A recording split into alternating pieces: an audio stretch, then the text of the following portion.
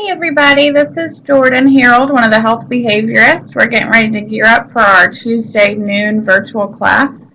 If you can hear me, please comment in the chat box that we are good to go.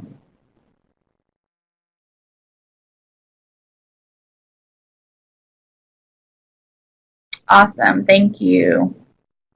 I'm going to give everybody just a few minutes to get logged in, and then we'll transition over to our group for today. I want you guys to be thinking before we get started about what is mindfulness. Okay, so I want you to, hi everybody, I want you to think about what is mindfulness and then write that down. We're going to talk about it in a little bit. And then I also want you to write down a couple other things. So what is mindfulness? Yes, I haven't gotten the camera started yet. Thank you.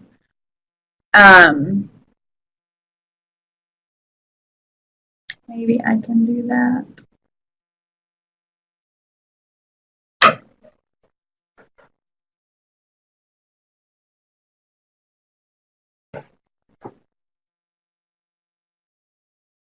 You guys should be able to see me fairly soon, if not now. Okay. Here we go. Can everybody see me? Yeah, there. Okay. Okay, back to the questions that we're going to be doing to begin with first. So first, what is mindfulness? Then I want you to also write down, what does your body feel like when you are hungry? Okay? So those are two things that I want you guys to write down. What is mindfulness, and what does my body feel like when I'm hungry? Okay? All right, so for those of you that have just joined on, my name is Jordan Harold. I'm one of the health behaviorists here, and we are going to be doing our virtual group today on mindful eating. So you have the PowerPoint there. There's also a handout that you can see down at the bottom and that you can get after. Also, a couple things. Make sure that for those of you, is anybody new to a virtual group? If so, kind of type in that you're new if you can.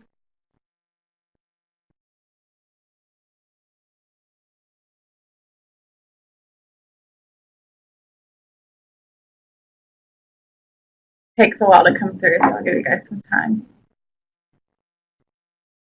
If you are new, a couple things. So after the group is over, what will happen is you'll get directed towards a quick survey that does a couple things. Tells us how things are going on our end, topic-wise, if that's helpful for you. It also will allow you to basically say that you've attended group, okay? And when that happens, then what we do is so whenever we can fill out that, you get a ticket, so that way you have that available to you for Perka Point, okay? So that's a benefit of being able to fill that survey out at the end. Awesome, log in as a guest. Okay. Well, we'll go ahead and get started, everybody. So, mindful eating. Are you hungry? We're going to be talking about mindfulness in relation to hunger cues and some meal planning options, okay? So, well, let me go back. What was y'all's definition of mindfulness? When I asked you to write down what is mindfulness, what were some of the things that you came up with? Okay, being present, yep. Anybody got anything else?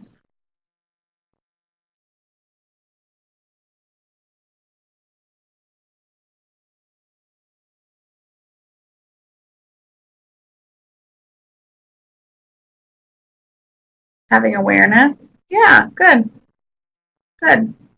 So when you think about mindfulness, Google says it's a mental state achieved by focusing one's awareness, so somebody mentioned that word already, on the present moment, while calmly acknowledging and accepting one's feelings, thoughts, and body sensations. And we often use this as a therapeutic technique. Mindful awareness is paying attention to what's going on. It's being in the present moment.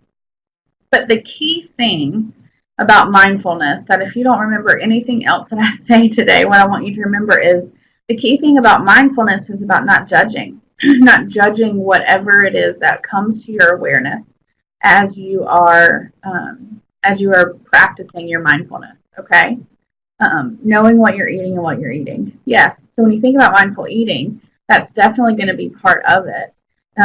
Knowing what you're eating and that you're eating. Has anybody ever been eating a meal, eating a snack, and maybe not since this program, but just in life in general, and you look down and it's gone?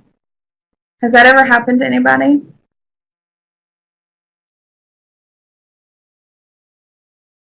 Yes. Yeah. So you're thinking, you're going down, you're looking down, you're going to get your next bite, and it's gone. What do you think contributes to that? What do you think contributes to? That's what your comment means. Yeah, okay. Mindless eating. Okay, yes, mindless eating, but what specifically makes it mindless? Any ideas?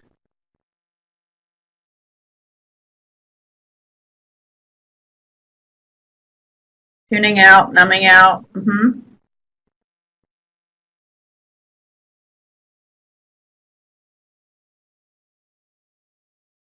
Good, thank you, Linda. Distractions, yes, that's perfect. So distractions and tuning out, numbing out, things like that are all part of mindless eating. What are some specific examples? I'm going to see if I want to press you guys just a little bit more. Specific examples of some of those things. Yes, TV. Good. That's one of the number one things that causes distractions when we're eating. Another thing people mention a lot too is, yes, being at the movies, is driving. If people eat while they're driving, that's one of the behaviors that can most be changed to help with mindfulness. Okay, talking, that's another one, especially if in a social situation. Boredom. All these are great. So these are all experiences that can lead to mindless eating. And we are wanting to shift that from mindless eating to how can we become more mindful. Okay. Any questions about the definition of mindfulness in general or in relation to eating?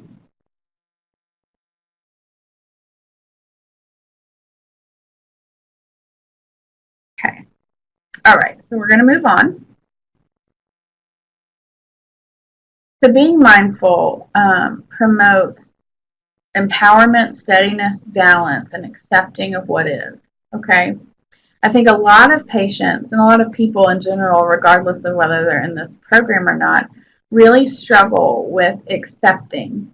So it's easier to just stay mindless, not pay attention to what's going on, than to have to be present in it and accept and be aware of what's going on. Kind of goes back to that numbing component that people were talking about, right? So avoidance of mindfulness because we may be scared or worried or not know how to handle what happens when it comes into our awareness. Can anybody relate to that?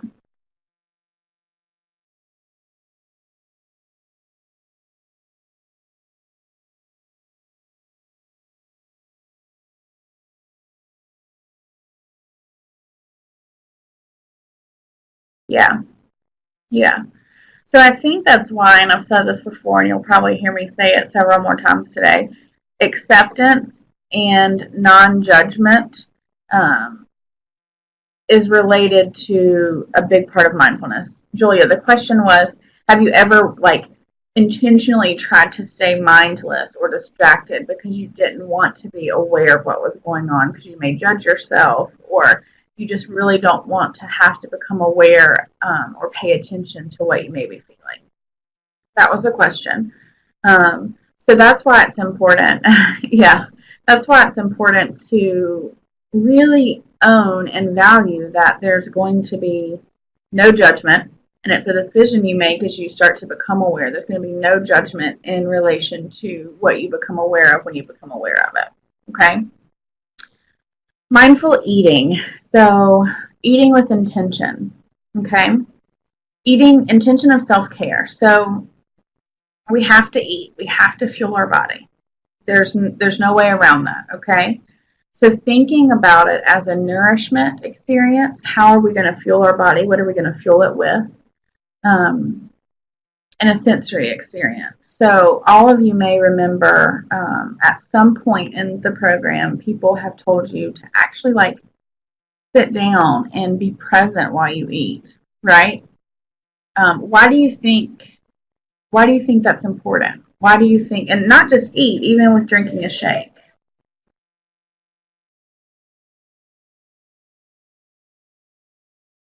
Anybody got any ideas?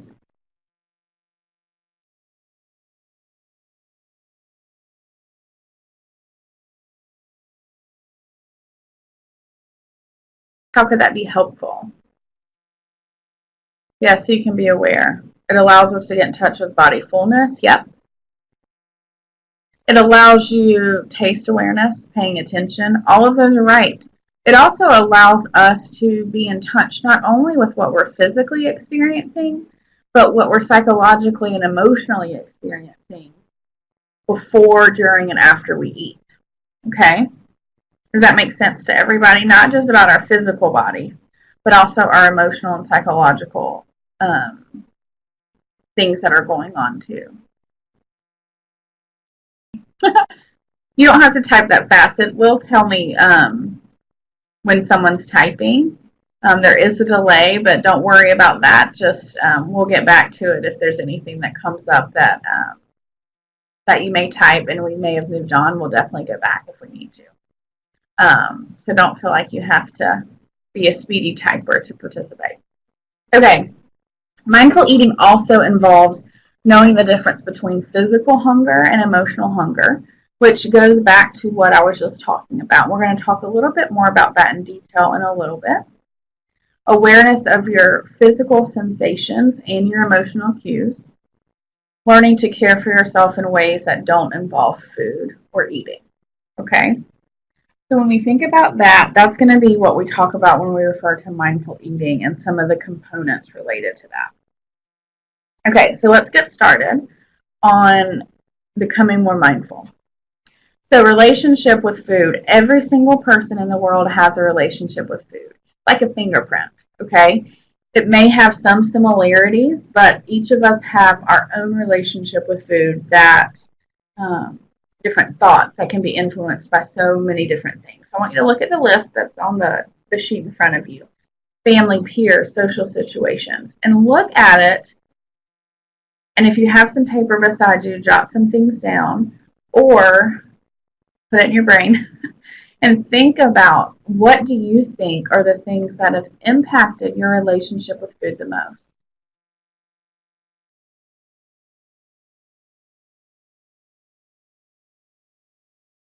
If you're welcome, or if you're willing, you're welcome to share and type in too. Let me give you guys just a few minutes for that.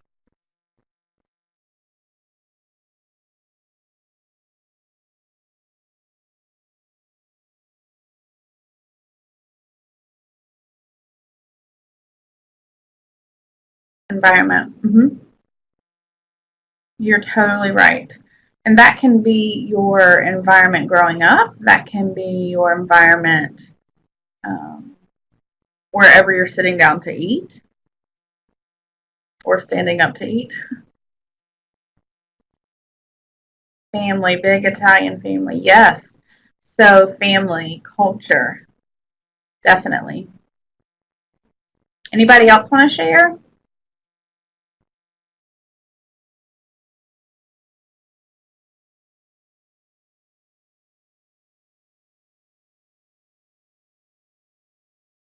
Yes.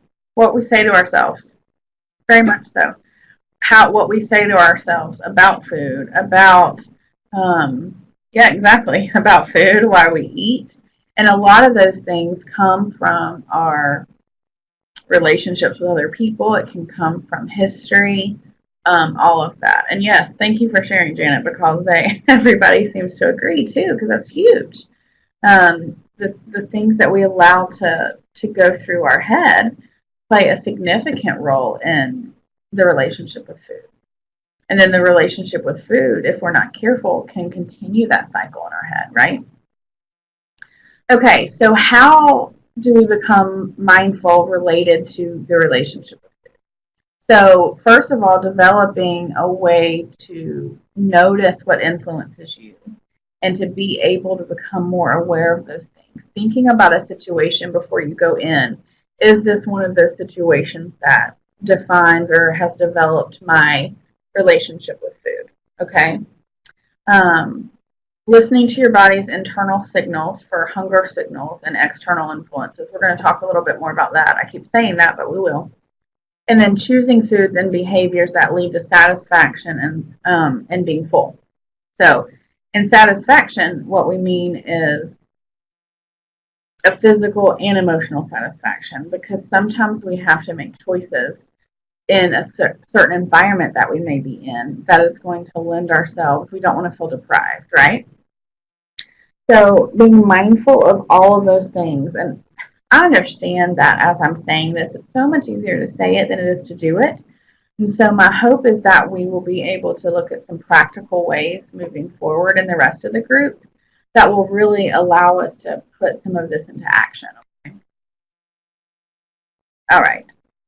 Physical hunger versus emotional hunger. Okay. Well, let me back up. Okay. Now, I had asked you guys earlier to think about and write down, what do you feel when you're hungry? So I want you guys to go ahead and type those in. What do you feel when you're hungry?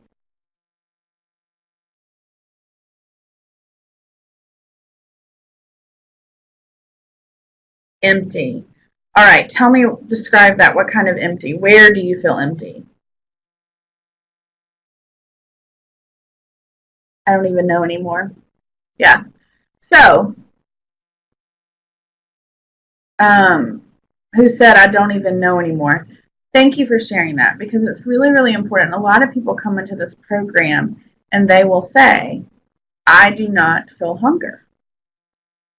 Lots and lots and lots of people say that when they come into this program. So part of what we do is we try to learn to become more aware of the little triggers that our body gives us, but also allow our bodies to get a chance to be hungry, right? I'm going to scroll back because I know some people had said something. Try to scroll back. Empty in the stomach, physical hunger, growling stomach, lightheaded, dizzy, angry if it stays too long, yes. I'm not hungry in the mornings, but I have to keep it in training. You mean you go ahead and have an eating episode even if you don't feel hunger in the morning? Headaches, right? So y'all are doing a great job of explaining what physical hunger feels like. Some of those symptoms that you're talking about really come towards the end of when we really start to get physically hungry. Okay? Especially if we've waited so long to eat. Physical hunger. So there's some things that happen a little bit sooner when you're physically hungry that we can be more in tune to, right? So we don't want to get dizzy. We don't want to wait till we get dizzy and have a headache and get nauseous. We want to pay attention to kind of that emptier feeling in our belly. We want to pay attention to if the stomach starts growling a little bit. So physical hunger, some key things that help you if you do struggle with differentiating between physical and emotional hunger is that physical hunger doesn't come on quickly. It doesn't just immediately come on. It comes on gradually. So therefore it can wait. That's one of those things that you're like, you're in a meeting or you're in a group, you're at an appointment, you're like, I'm getting hungry. My stomach's starting to feel empty. I'm starting to feel it want to growl, or it is growling a little bit, but I'll be able to eat when I'm done with this meeting in 30 minutes, right? That's when lots of things sound good. That's when a salad sounds good, or a piece of grilled chicken sounds good, or, honestly, anything really sounds good. And then what happens is this type of hunger goes away when you have eaten what you need to eat to fuel your body. Okay? This type of hunger, when you initially start to feel it, okay, is when you can eat slow. Okay? It's when you can set your fork down in between bites. It doesn't feel like you are scarfing down your food.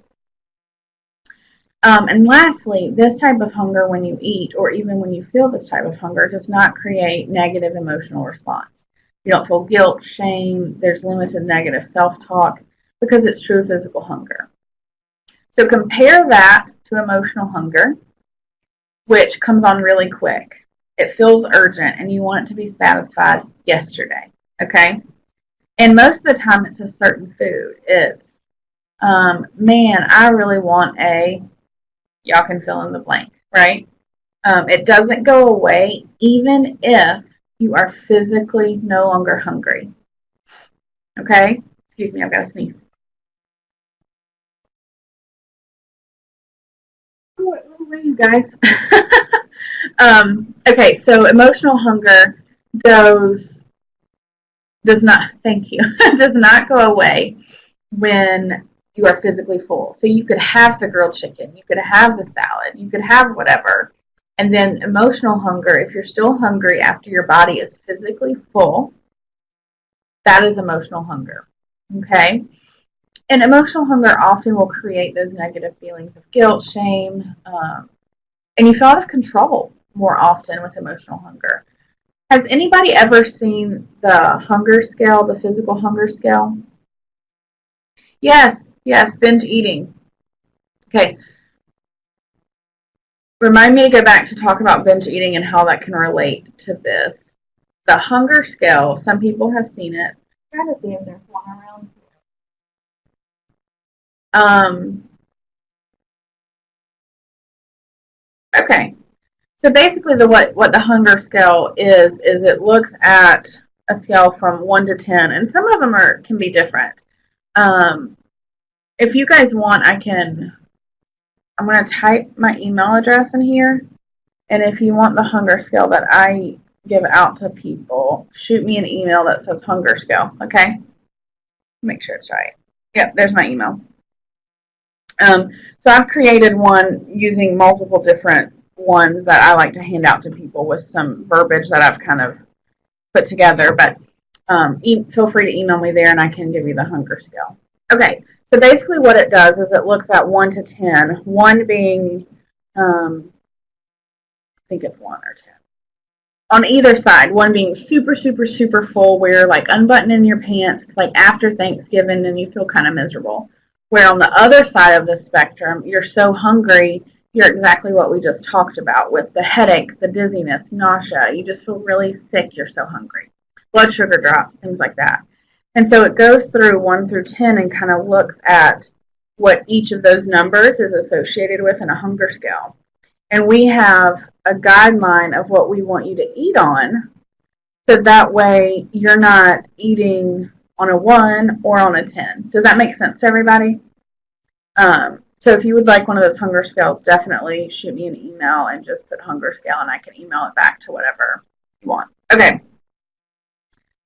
Binge eating. So what happens here? My guess is that when you asked that question, you were referring to that being emotional hunger, and I had just mentioned being out of control. Binge eating does feel like you are out of control and you do not eat based off physical hunger. However, physical hunger being not controlled is a significant trigger towards binge eating. So that's why when we look at both physical hunger and emotional hunger and what causes both of them, you can better control emotional hunger if you are physically full. Does that make sense? Because what happens is what I call a trigger tornado. If we are emotionally stressed out, we got in a traffic jam on the way home, we get home, the dog's eating all the trash and it's spilled out all over the kitchen, and I don't know, the water's still running in the spigot and forgot to shut it off all the way. That's an emotionally stressful situation, right? If you've not eaten since lunch and it's been 6 hours, you are going to be way too physically hungry. When those two things happen at the same time, it is a trigger tornado, and it lends itself to overeating, eating too fast, and for people that struggle with binge eating, it can lead to a binge eating episode. Okay? So the most important thing to tackle first is the physical hunger.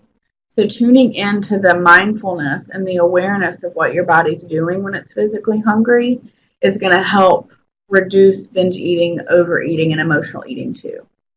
Okay? All right. Let's move on a little bit. Am I hungry? Questions that help you to kind of gain power and feel a little bit more in control. Why do I eat? So what's driving my eating cycle? What's happening? When do I feel like eating? When do I think about eating? When do I decide to eat? Okay. What do I choose to eat? If all of these certain things are available, what is it that I'm choosing? How do I eat it? How do I get it in my body? And when I think about how, I also think about, am I using my hands, my fork? Am I sitting? Am I in the car? Am I sitting at my desk in front of the computer? Okay. How much do I eat?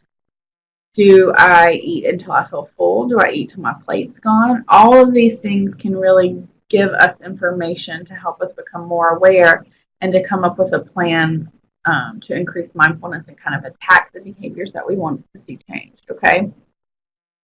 Where do I invest the energy I consume? Where does the fuel go? So what am I doing with what I've consumed? Have I consumed so much that I feel miserable? Have I consumed the right amount that my workout's going to be really efficient? So think about when you're thinking about your hunger scale and tuning into your body, think about these things too. Why, when, what, how much, and where. Okay? I really think that as you're starting to the process to increase mindfulness, that it's really a good idea to journal before you eat, after you eat, in the evenings. Just have a notebook and journal down some of the things that are listed here, and then also too just journal what your hunger scale is when you start to eat, and how that contributes to how much you eat. Okay. Any questions about that? That's a lot of information in this cycle.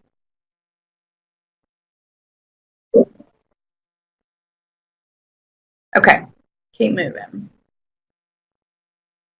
Self-awareness. How do you know about hunger? We've already talked about a lot of this. Is it time to eat? So that's going to be number one. When you start to feel some of the hunger, whether it's physical or emotional, I want you to say, what time is it? When did I last eat? Okay. If I last ate, let's say it was 9 o'clock when I ate and I just looked at the clock. Well, no wonder I'm starting to feel hunger. This is probably true physical hunger. It's been 3.5 hours. I needed to eat 30 minutes ago. Is my stomach growling? Do I feel some of those things that we talked about? How is my protein? What have I fueled my body with? And then also water. It's so easy, so easy to think that we're hungry, and really we're dehydrated. We need more fluid. So how's my water content for the day? Have I gotten enough sleep? Okay. Sometimes we fuel our body for energy to stay awake. So think about your sleep patterns, and what that looks like too. Moving on. We overeat not because we enjoy food too much. It's because we don't enjoy it enough. Okay. This is the concept of mindfulness. When we think about being present in it, if what we want to do is the mindfulness approach to food is going to be able to, instead of have a negative response to food or feel guilt or shame, it's to really kind of value and honor it, to think about how it tastes, think about how it smells, how it feels. One of the quotes that I actually have hanging in my kitchen, it's on a wood board, and it said, "First, feed my soul." And I loved that because how many times do we as humans go to food for something other than physical fuel or nutrition? Every single person in the world at some point has eaten food other than for nutrition, right? We have birthday cake. We celebrate with food. Yeah. Okay, we got a question. Does protein make you feel full? Yes. So protein. Again, I'm not a dietitian or doctor. I'm a clinical. I'm a therapist. So, but from my working knowledge of being here, protein does help with satiation. The protein is going to help keep you full. That's why we want you to make sure at each eating episode you're getting protein. Does that answer your question? I can't tell you the whys or the hows behind that, but I am sure one of our wonderful nutritionists or medical providers can talk to you about how that works in the body. Yes. Okay. Fullness of life, food addiction. So, food addition, not addiction. When you realize nothing is lacking, the whole world belongs to you, is a sweet little quote here. Meal planning.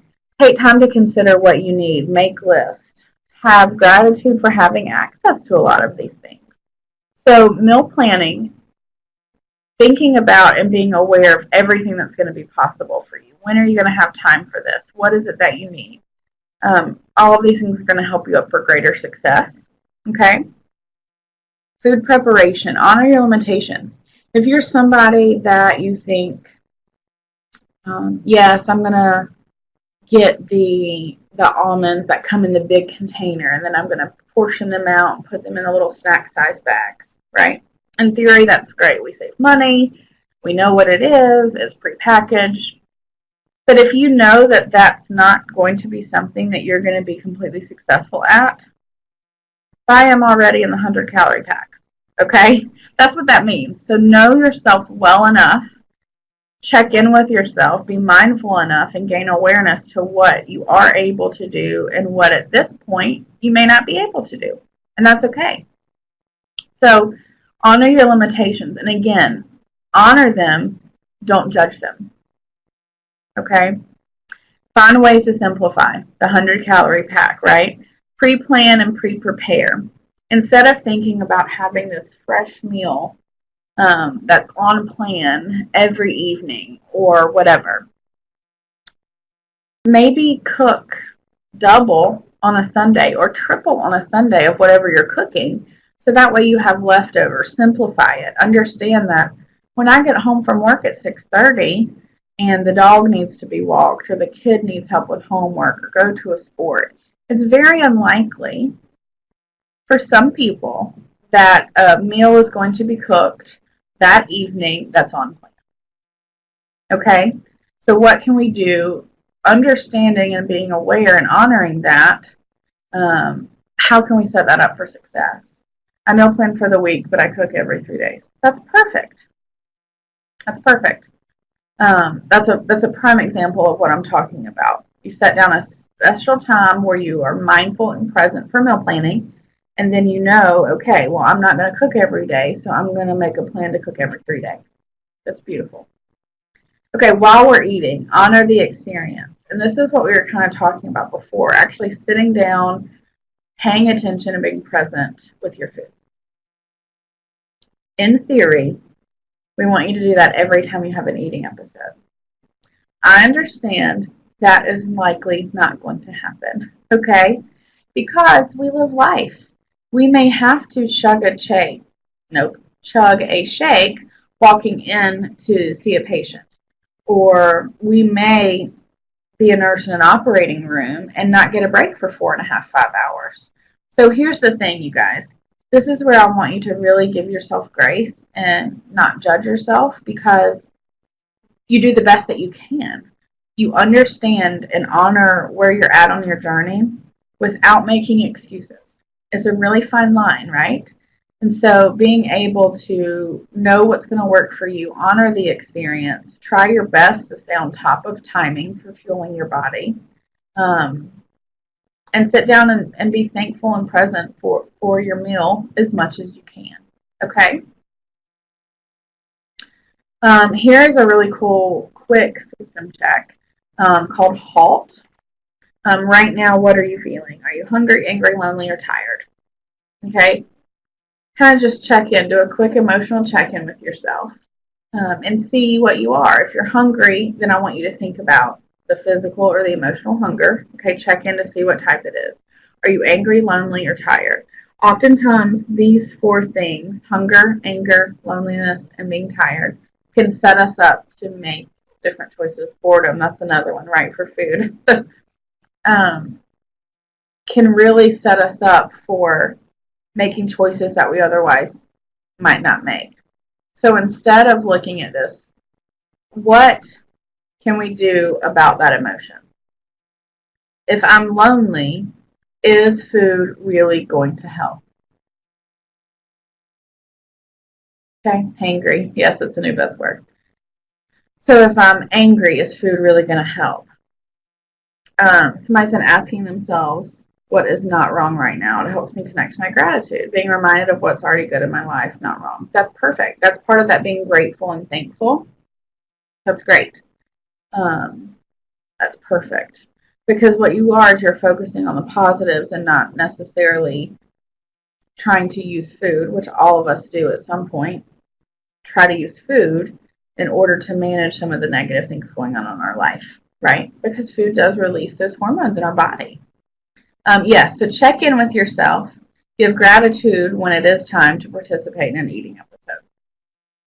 You guys are participating so well in today's group. I really appreciate it.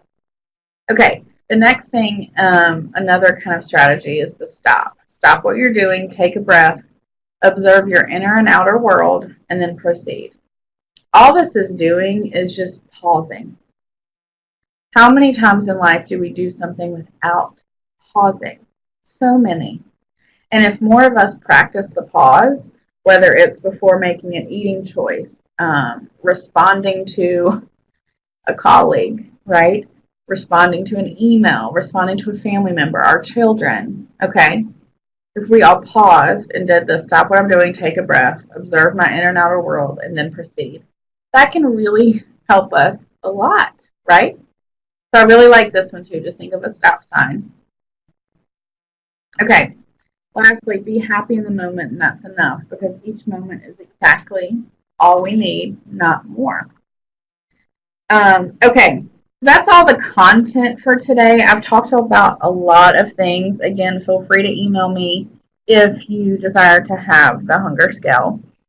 Um, any last minute thoughts for today or questions before we kind of wrap up today's group?